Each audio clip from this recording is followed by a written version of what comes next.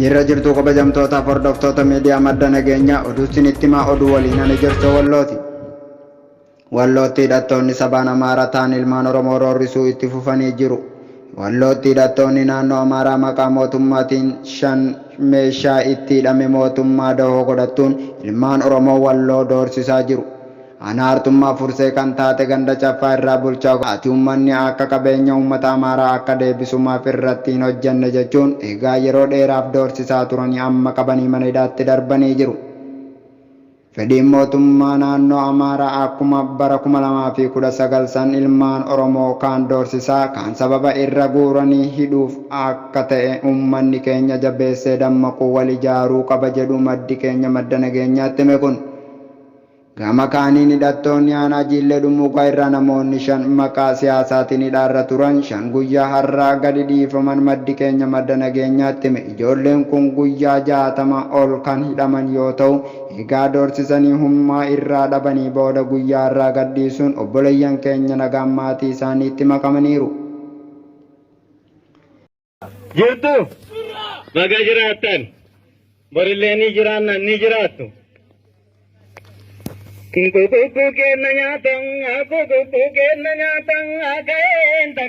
Waraanni bilisummaa Oromoo zoonii Shanan Gibee haaraa eebbisiisuu beeksise. Waraanni bilisummaa Oromoo zoonii Shanan Gibee guyyaa har'aa onkololeessa 10 bara 2020 takka jajjabee haaraa leenjisee irratti turuun leenjii xumursiisuun eebbisee dirree falmaatti bobbaasuu beeksisee jira.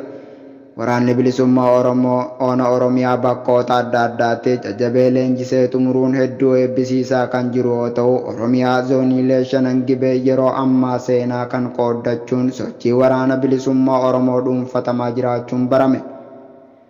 Humni faannoo Amaaraa Wallagga Bahaa Aanaa Kiraamuu magaalaa Horootti maatii fi ollaa nama 25 bakka tokkotti qaluun beekame.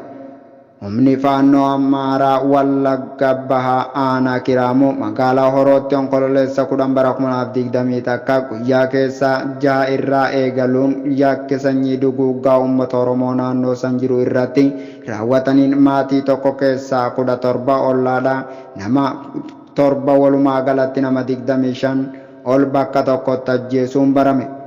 Obbo Margaa Olaanii sirna ilma obbo Olaanii sirna kana faannoo Amaaraan qalamanii bilbilaan sinigaaf odeessee laatanii onkololeessa 10 bara 2020 takka humna faannoo Amaaraa Wallagga Bahaa Aanaa Kiraamuu magaalaa Horoo jedhamtutti guyyaa keessaa sa'a 6 irraa eegaluun haleellaan uummata Oromoo magaalatti kana keessa jiraatan irratti bananiin maatii isaanii keessa nama 17 akkasumas ollaa isaaniiti ammoo nama 7 walumaa galatti nama 25 ajjeesuu dubbatama.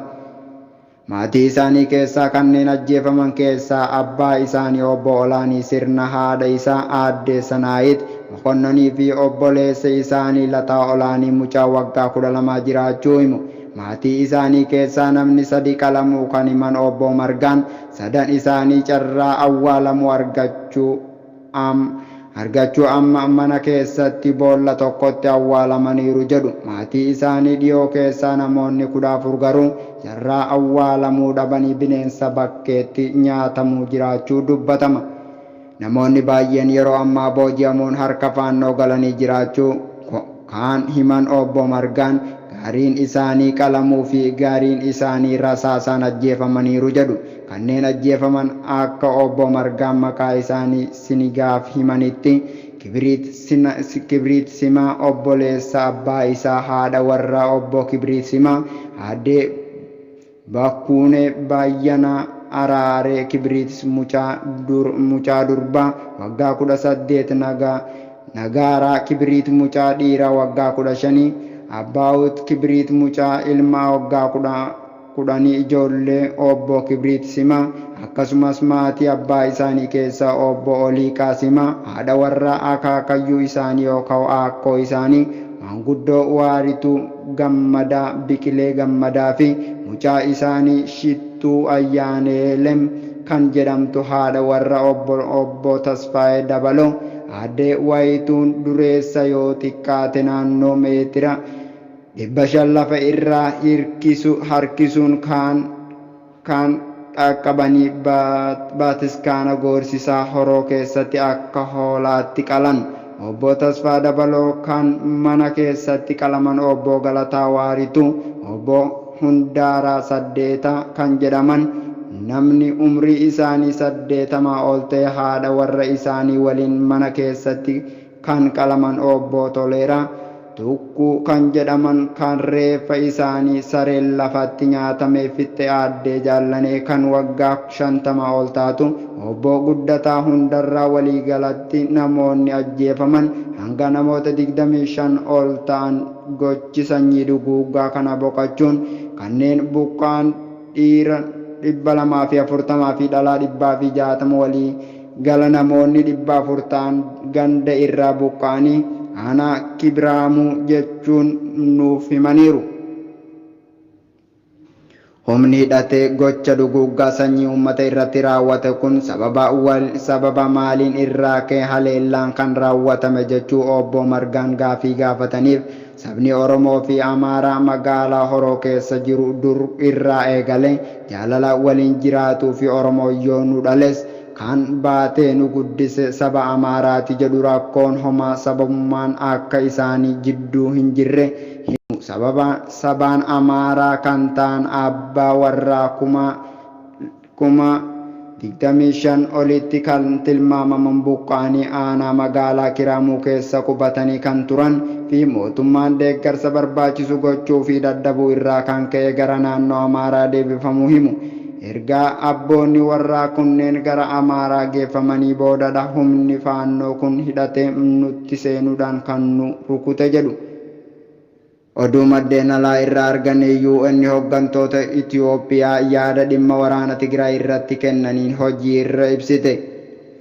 Dhaabbata biyyoota gamtoomanii ejensiin baqattoota hooggantuu isaanii damee Itoophiyaa waraana kaaba biyyattiitti adeemaa jiruu fi ejjennoo UN ilaalchisee yaada kennaniiru ka'uun yeroof hojii irraa ittifaman.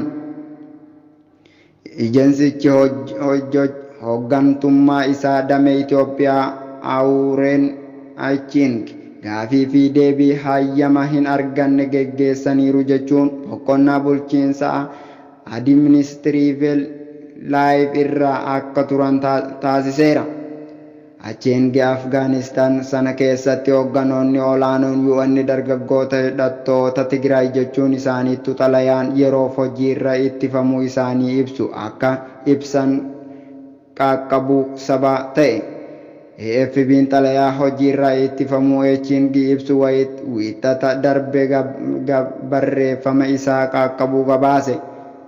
Pireessi seekiriiteriin waajjira ministeera muummee Baayileensiimuun yakka kibxata ganama wiitara gubbaatti barreessiteen itti gaafatamummaa Aching kanneen mana jeeq jechuun guyyaa jiru dubbachuu isaaniif tarkaanfiin kun irratti fudhatamuu jedhe.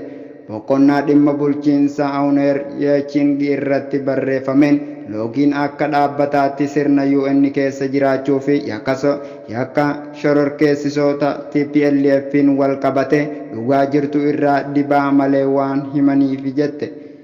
Egaa daawwattoota keenya oduu biyya keessaa biyya alaa qabatee kan sin dhageessaa ture ana Jersoo Wallooti haga waan waliin turtaniif galatooma.